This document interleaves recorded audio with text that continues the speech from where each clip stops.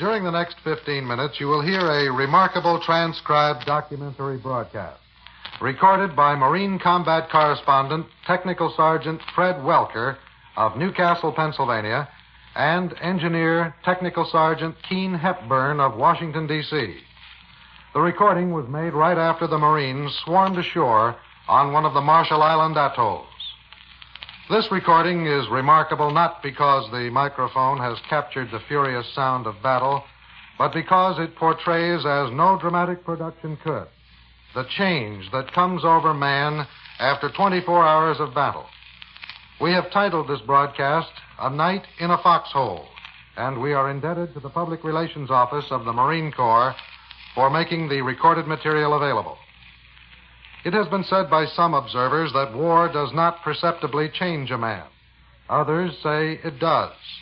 I think it does, and I say that because I saw boys change into men at Salerno in Italy. They went ashore and into battle as young, high-spirited boys. They came out much older, although they might not admit it. Before battle, their faces reflected a normal innocence. After battle, lines creased through their cheeks from their eyes to their jawbones. Psychological and physical reactions do a lot to man or boy. We believe you will feel the change made in Technical Sergeant Fred Welker of the Marines when you listen to his recording made in the Marshalls. When Walker first begins to speak, it is shortly after he has scrambled ashore with the assault troop. As the Jap bullets and mortar shells whine and explode about him, he speaks into a microphone with a sort of carefree innocence, a typical young American experiencing real war for the first time. In his opening remarks, Sergeant Welker states that he is scared, but the fact is not apparent in his voice. The nervous tension, the excitement, his physical condition keep him emotionally in balance. Listen.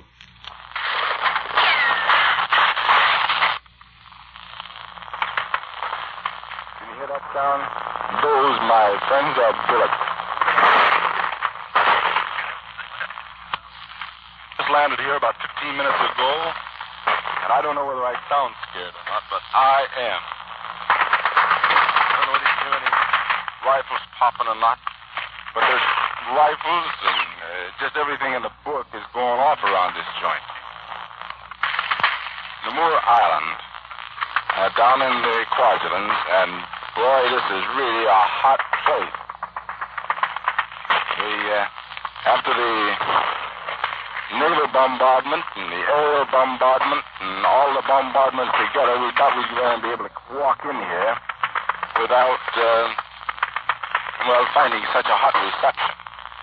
However, with the trees just about popped, that is, all the coconut palms are all had their tops all blown off of them, while we still have Japs. And I mean there's plenty of Japs. Into this hole was stuck into a hole, a crater, made by a 14-inch shell. Yeah, there's a Japanese helmet the guy just pulled out of where he was going to sit down, and brother, his hip flattened out.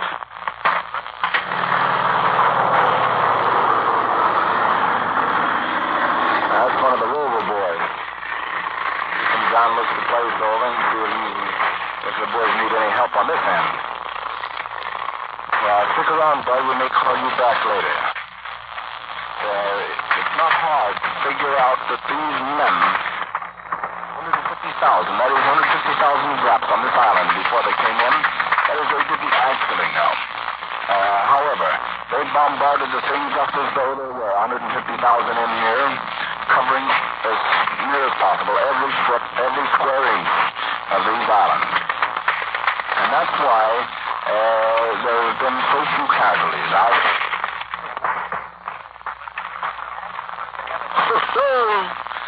It was good.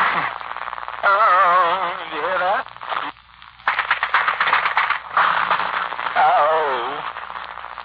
And these shells just keep coming over here, boy, and they come awfully close, awfully close.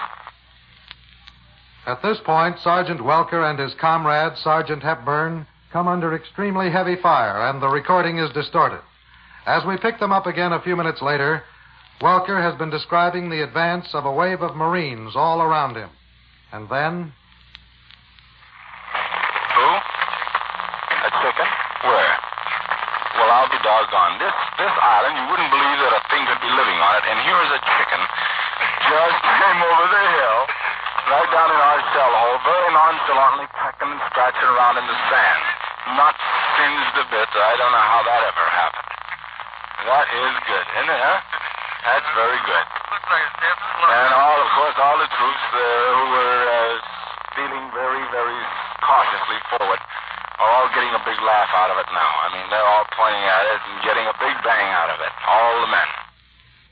A chicken would seem out of place, dwarfed and insignificant in such surroundings, but to the sergeants and the others it had a meaning of some kind. At this point, Welker and the others advanced again. We next hear from him several hours later. In the interim, the battle has raged all about. Here is Sergeant Welker again.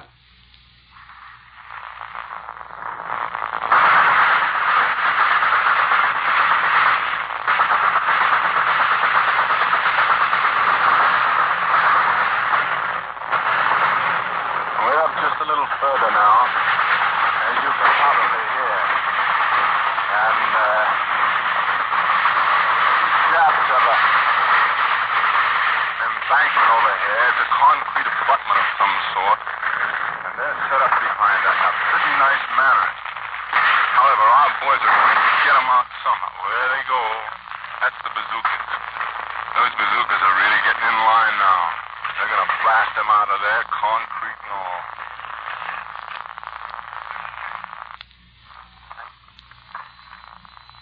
Our boys are running across. I haven't seen any of them come back yet. There've been a few casualties come back, but other than that, they're going straight ahead. Another bazooka let loose.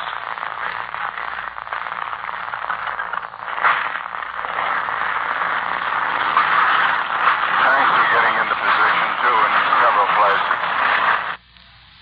Once more, the Marine sergeants advance. They have been in the fighting for several hours now, and when we next hear from Welker, his voice indicates the strain.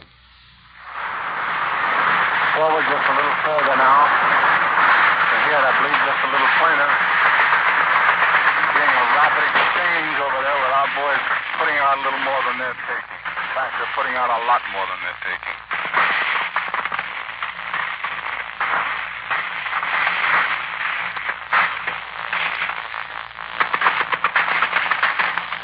We're going to have to change our position a little because this bird was firing right over our head.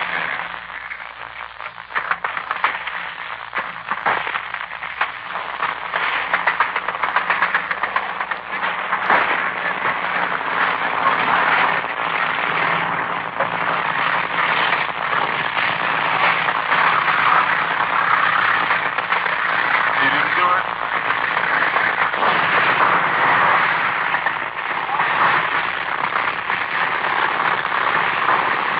We just missed a strafing attack. Planes are coming down now. A few men that we can't get edged around to pick them out. So the planes are doing a good job for us. They're coming in and doing some strafing. Help the boys up front. And there goes another one of the bazookas. Every time we run across something that's a little too hard for us to pick out, where the back of emplacements that are rough, they throw those sour bazookas in there, and boy, that really takes care of them.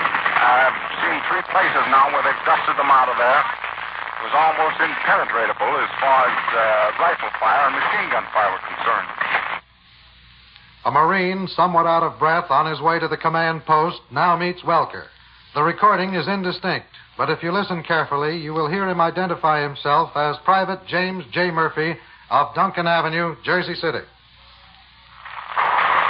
What are you back for now? Hey, Butch. Come here, man, will you? Can you come over here just a minute? Where were you?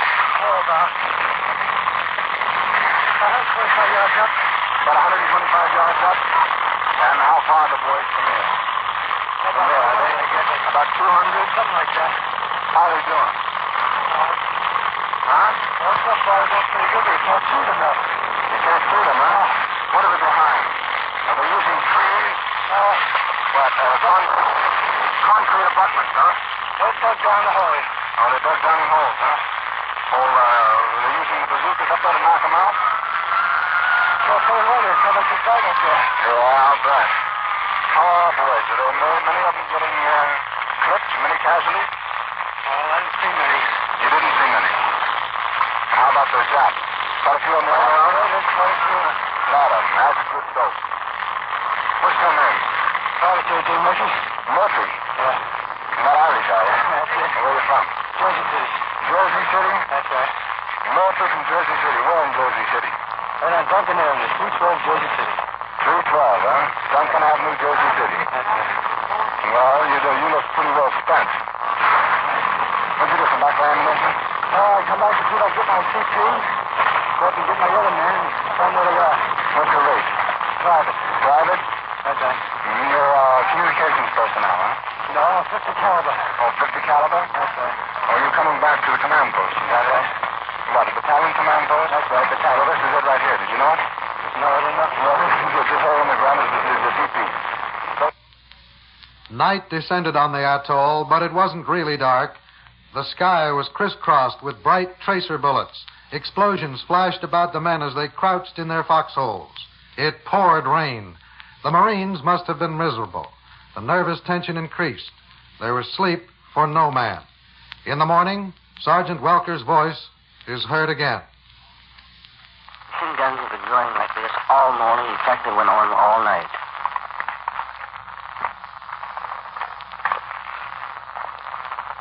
My teeth are chattering so bad I can hardly talk. It's awfully cold. It's cold because it rained all night. We've been sitting in it. We got very little, if any, sleep. The orders were given that we all dig in on foxholes close together. Well, there goes tracer fire right over us now. So the boys are all pretty cold, damp through. This has really been something. These Japs have been tied themselves to what's left of these trees. They're only a few trees, but, well, I think they've shot a Jap out of every one of them. And then the concrete pillboxes that they had around here were really something. Thickness. These things were built for eternity by the looks of things. But they weren't built with the idea of taking 14, 16-inch shells and 2,000-pound bombs. And that's what they got.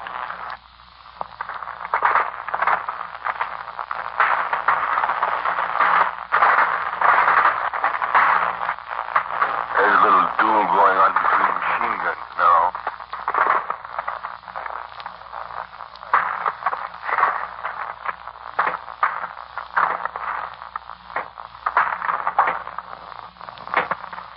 This should be the day that we clean this island up. The Marines, the 5th Amphibious Corps, did clean up the island that day, and there was rest for all. But Sergeant Welker and Sergeant Hepburn, like the others, had changed. They no longer were the carefree young men they had been 24 hours before. WOR's War Services and News Division has presented this transcribed broadcast in cooperation with the United States Marine Corps, whose combat correspondents made these recordings during the invasion of the Marshall Islands. WOR will present other documentary broadcasts of this type as soon as the material is available. Dave Driscoll speaking.